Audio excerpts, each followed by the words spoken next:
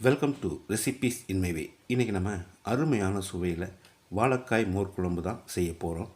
ரொம்ப சுலபமாகவும் சுவையாகவும் இதை எப்படி செய்கிறது, இதுக்கு தேவையான பொருட்கள் என்ன பார்க்கலாம் வாங்க. இந்த மோர் குழம்புக்காக 3 வாழைக்காய் எடுத்து வச்சுருக்கேன். இது சின்னதாக இருக்கிறதால 3, பெருசாக இருந்தால் 2 மட்டும் போதும். இதில் இருக்கிற தோலை சீவிட்டு சின்ன சின்ன துண்டுகளாக நறுக்கி தண்ணியில் போட்டு வச்சுருக்கேன். நறுக்கின இந்த வாழைக்காயை வாணலியில் போட்டுக்கலாம். 1/2 டீஸ்பூன் மஞ்சள் தூள், 1 டீஸ்பூன் உப்பு, 1 பச்சை மிளகாய் 2ஆக நறுக்கினது. வாழைக்காய் முழுகிற அளவுக்கு தண்ணி ஊற்றிக்கலாம். ஒரு 10 நிமிஷம் வேகட்டும், மூடி வச்சிடலாம். மிக்ஸி ஜாரில் 1 மூடி துருவின தேங்காயை போட்டுக்கலாம். 1 பல் பூண்டு, 6 வரமிளகாய், 1 டீஸ்பூன் சீரகம், 1/2 கப் அளவு தண்ணி சேர்த்து பேஸ்ட்டாக அரைச்செடுத்து வச்சுருக்கேன்.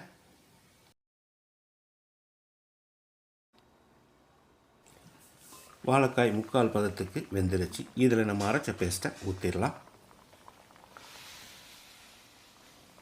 கூடவே மிக்ஸி ஜார் அலசி கொஞ்சமாக தண்ணி சேர்த்துக்கலாம்.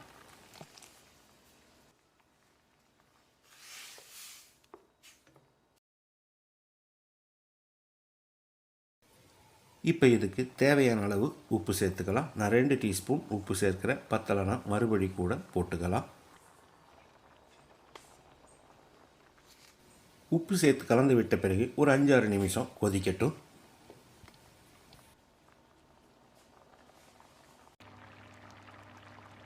குழம்பு நல்லா கொதித்து வந்துருச்சு. 1/2 கப் தயிரை மிக்சியில் ஒரு சுற்று விட்டு எடுத்துருக்கேன். இதை ஊற்றிடலாம்.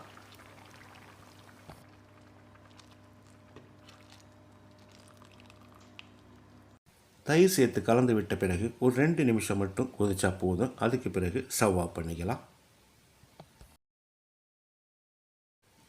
இந்த அளவுக்கு கொதி வரும்போது ஸ்டவ் ஆஃப் பண்ணிக்கலாம்.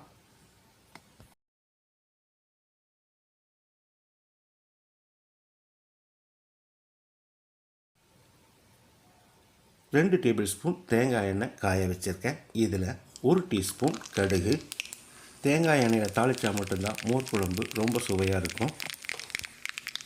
1/4 டீஸ்பூன் வெந்தயம், 2 வரமிளகாயை கிள்ளி போட்டுக்கலாம். 2 கொத்து கறிவேப்பிலை, 1/4 டீஸ்பூன் பெருங்காயத்தூள்.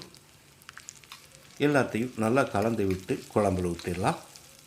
அருமையான சுவையில் ரொம்ப சுலபமாக நான் செஞ்சுருக்கிற இந்த வாழைக்காய் மோர் குழம்பை அப்பளத்தோடு சாப்பிடும்போது ரொம்பவே பிரமாதமாக இருக்கும்.